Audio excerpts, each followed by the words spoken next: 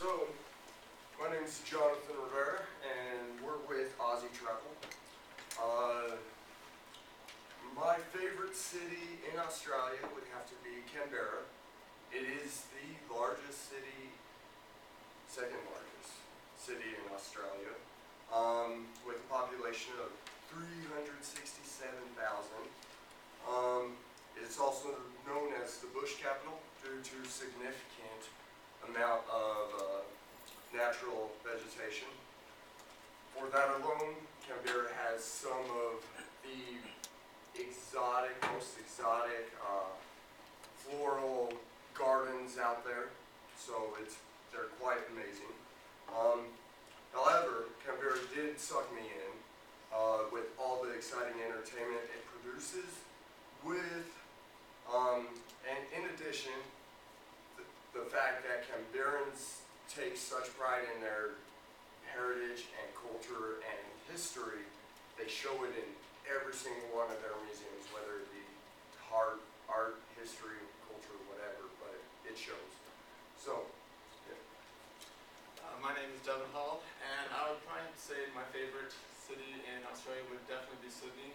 It's the largest city in Australia, and it's just what I love about it is there's so much to offer there. I mean, you got anything from a bridge climb to a walk in the gardens to zoos. I mean, there's just so much to do there that, I mean, can never get bored.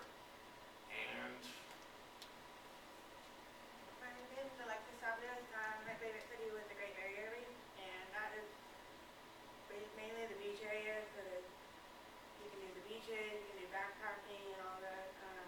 There's a bunch of animals that you can see, and they have zoos there. It's just many different experiences that you'd like to see that you might not see anywhere around here. Hi, my name is Ranko. My favorite city is going to be Alice Springs because it's in the centralmost part of Australia. It's literally the center of Australia. In the suburb there's so much wildlife out there. There's so many national parks and wildlife refugees out there. But if you don't like that, then it's also a cultural center. It has museums. It has so many museums and national monuments. So you'll get a great experience going there. It's just great. All right.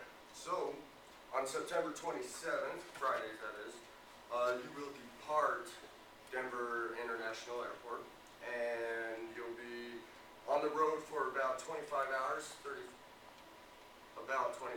35 minutes. You have 2 layovers when you arrive in Sydney on September 29th, which is this Sunday, at 6:40 a.m. at Kingsford Smith Airport. so Sunday we have either a free day or you can get right on the adventures right away. And pretty much day one of Sydney include the art gallery, which is just awesome gallery of just different things that you can see from around the world. And next after that, you can actually take a walk to the Botanical Gardens, and Botanical Gardens are open daily. I mean, it's just a beautiful place to just go around, walk, and kind of relax. After that, we have the Sydney Opera House tour, guided tours per person, $33.11, and guided tours include the 4 stage areas in the Opera House.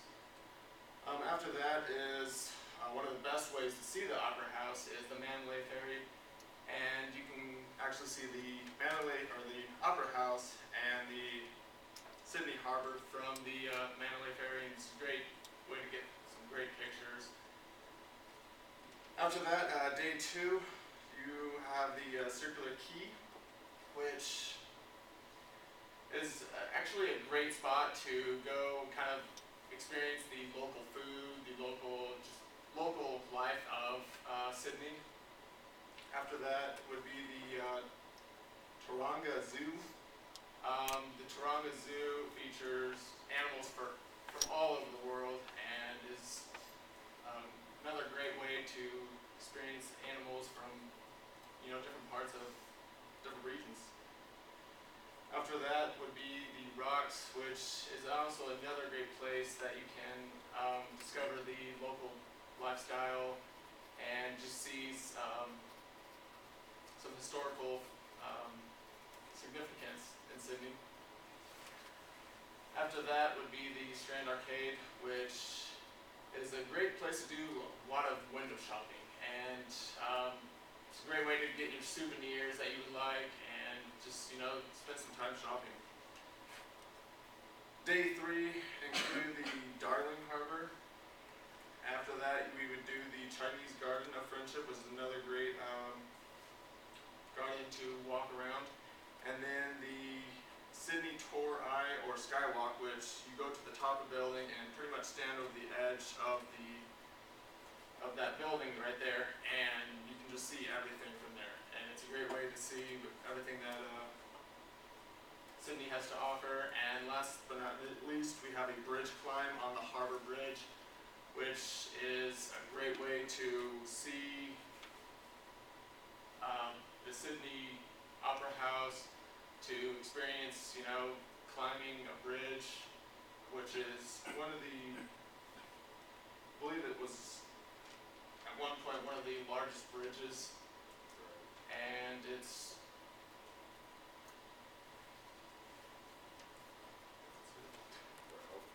Alright, well, on October 4th, which is a Friday, you'll be departing Sydney and head towards Alice Springs.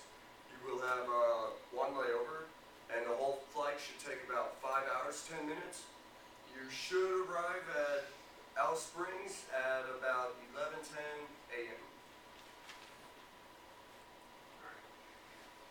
Alright, there's a lot to do in Alice Springs. Our first location is the Reptile Museum. It has hundreds of reptiles, inexpensive to get in.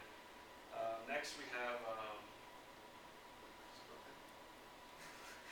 Telegraph National Reserve. It's the great thing about Alice Springs is it was back in like the 1800s. It was a communication line for between the coastal cities across the region. So they made that monument. There's plenty of things to do there, picnicking, all that good stuff. And then we also have a Mount Gillian hike. It's actually it's not recommended for everyone. It's roughly 3 hours to and from.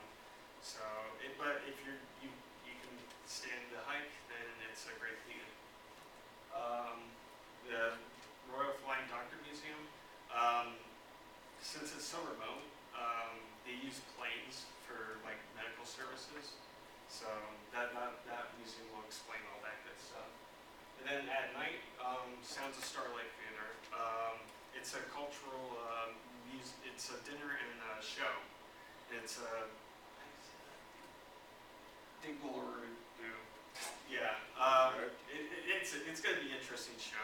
It's by a famous music artist. And then day 2, Fink Gorge. It's quite a drive, but there's 460 square kilometers. You can hike. They have some art on display in there. And then if you're really skilled in four-wheeling, then you can do that as well. But it's recommended for experts only, though. Then the Fine Arts Gallery. It supports local artists in the area and in Australia, as well as around the world. Then World Road Transport Hall of Fame. They have so many cars there. So, yeah, it's just a large museum of cars if you like that. Kangaroo Sanctuary. It's actually known as a TV show on BBC, and they offer sunset tours in the evening. So it's a good place to look. And then when you have some free time, they also have local casinos in the area. So that's very interesting to go to if you're old enough. Alright, now we come to Monday, October 7th. We depart Alice Springs at 9:50, and we have one layover when we actually go to the capital, Canberra, which we arrive about 10:25 p.m., which then you'll have the night to relax, get comfortable in your hotel, and we'll start off the day in Canberra. Canberra offers a lot of museums.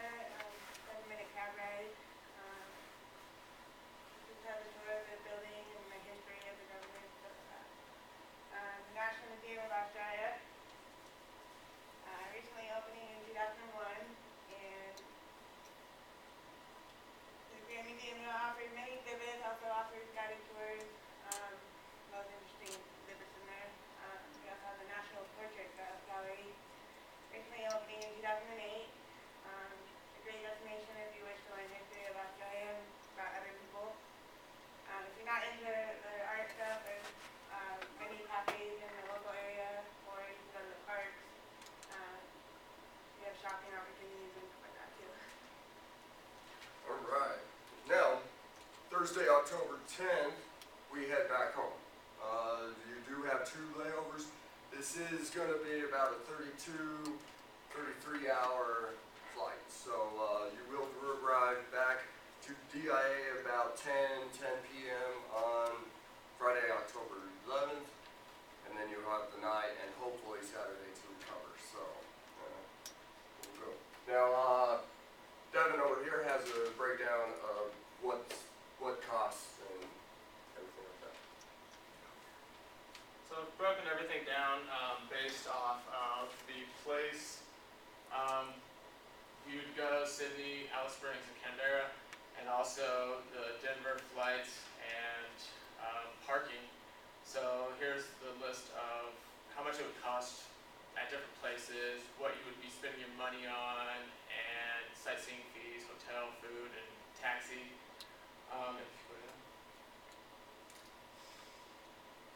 And then the total price package is $5,227.95.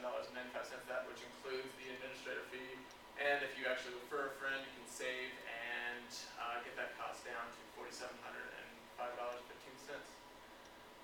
So, you know, you could come home with money afterwards. You know, you don't have to do everything. It just, this breakdown costs all your taxi rides, transportation, everything. So, if you don't go do something and pay that money that's on the schedule, then, you know, you can come home with money too. So, yeah, Australia, Aussie Travel.